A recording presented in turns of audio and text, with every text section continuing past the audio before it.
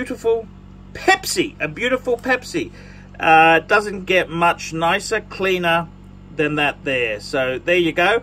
I'm Archie Luxury, showing you some vintage pieces. Tell me what you guys think of that.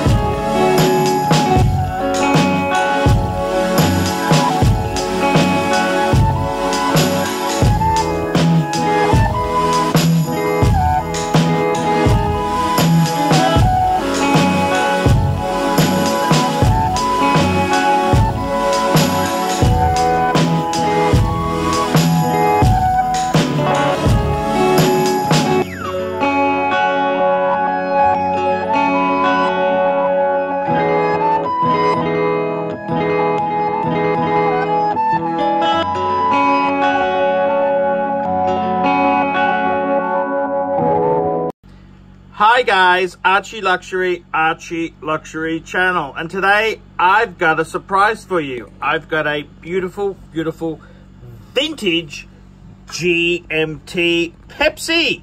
This is probably one of the nicest collectibles in modern times. This watch here is a 1675. These came out in the late 50s and ran until the early 80s.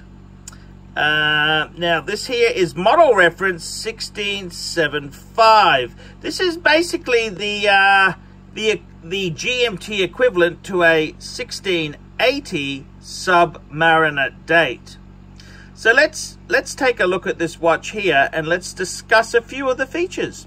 So firstly, this piece here, this is an older piece. It's got a bi-directional bezel, which doesn't seem to move. Well, that's how it goes. It just needs a little bit of tinkering. Let's take a look. When you look at these vintage pieces, the number one important feature is the dial. Now let's have a look at this dial here. What do we got? We've got a beautiful, it's a tritium, Swiss T25. That tells you it's a tritium dial. This dial here is in really nice condition. You can see the aging on the loom. The loom's developed a bit of patina. And the dial is in really nice condition. The hands are very nice. The 24-hour hand there, just right in the magnifier so we can get an extra look at it. Look, it checks out all very well.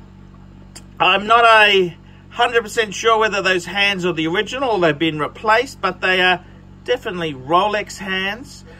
The next thing is the case itself. What condition is it in? And you want to look at the corners to see whether it's been polished to an edge of its life. And here, the corners are quite nice, honest corners. It's this being a GMT. We don't have the chunky crown that the Submariner has. So this is the GMT crown. Flipper over the back. It's a nice piece here. Now this piece here is a late 70s, so you would expect a little bit of pitting. That's the little dots there. You wouldn't expect this to be absolutely perfect. This is not molested by any sense of the word there. This is quite a nice piece. Let's go and have a look. Let's go and have a look at the serial number and the model number. So if we zoom in there, we can see it's a 16, a bit of gunk there, always the case. A bit of gunk when you're trying to focus. 1675, which is very cool. 1675 there. That tells us the model number. Beautifully done. It's nice to see it too. It's also very sharp, and that's an important characteristic. Sometimes if you fit a non-original Rolex bracelet, or some NATOs can rub it over a great deal of time. Now let's have a look at the serial number. Flip the other end and presto, look at that beautiful crisp numbers, 5580047. So you can see it's in really nice condition between the lugs there. So that's an important feature. The next thing we're going to do, I've actually had this back loosened up. We're going to have a look inside. So this is going to be very careful when you do this, because you don't want any water or dust getting in here. But I'm Archie Luxury, the Pontiff, and I have special powers to do this. Now it's almost impossible. It's almost impossible to do this with one hand. Presto, unscrewed it, there we go. And let's take a look inside this piece here. So we have a look. We can see this is in really nice condition. On some of the vintage pieces, they can suffer a bit of corrosion in the lip there where the seal is, but this seems really nice. And if we have a look here, we've got the this is the rotor, of course. That's what winds the watch, and we can see it's actually, it says 1575, which that actually relates to the plate. It's that can be what the movement reference number is, but a lot of these, they have that number because it's from that family of movements, when actually the GMT version is normally a 1575, I believe. But that's quite okay to see it like this. Look, it's this is a nice, beautiful condition piece.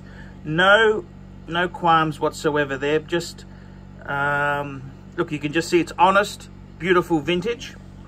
Let's have a look at the case back, and the case back itself, 1675. Thank God, because I had a bit of a scare with the Submariner I was brokering. That watch turned out to have the wrong back. We will talk about that in a later video. I've got an update for you. If you have a look here, you can see a few scratches, markings here, and there's a few markings here. That is when this watch has been serviced. Watchmakers typically scroll in here when they did the service. That aids with their warranty. It aids with knowing who's done what work. So it's a very important feature. So if you're buying vintage, you would expect to have quite a few signature sort of markings there.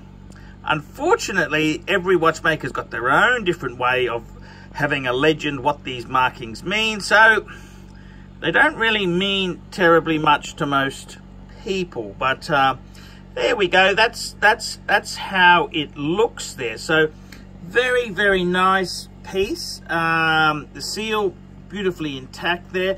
This is just a very nice, and when we look at it, it's in really nice condition.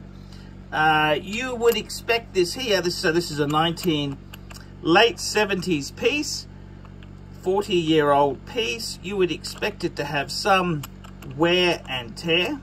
That's kind of what you'd expect. Just put it on here and just ever so lightly wind. I'll do that with the camera off there. Let's take a look at the bracelet. So this watch here is fitted with a flip lock bracelet. I've got to do a bit of research there. Some of the earlier 70s had the folded bracelet, but considering it's late 70s, 1978, it could be correct. He's got the Submariner clasp, which was quite common. A lot of people did actually prefer that clasp. Obviously, it does not have the dive extension as such, but that was quite common for people to want the Submariner clasp there. So it is all period correct, true to form. The bracelet, look, it's in remarkably good condition. You could use a bit of a polish if you wanted to get it like new, but something tells me barnyard find, leave it original would be the way to go. And I've just put the cover back on and I've put the bracelet on. I think you'd have to say this is a very, very nice vintage 1675. It doesn't get much nicer, cleaner than this here. The 1675 is a lot rarer than the 16750. They're still 16750 is still a great watch, but the 1675 is the vintage plastic piece to collect. So I think it's a stunning watch, a great watch. I think this here is good buying. The shoulders aren't over polished. Yes, it probably has had a polish or two in its history, but it's just a beautiful, nice original dial. Just a beautiful Pepsi. It doesn't get much nicer, cleaner than that there. So there you go. I'm Archie Luxury, showing you some vintage pieces. Tell me what you guys think of that.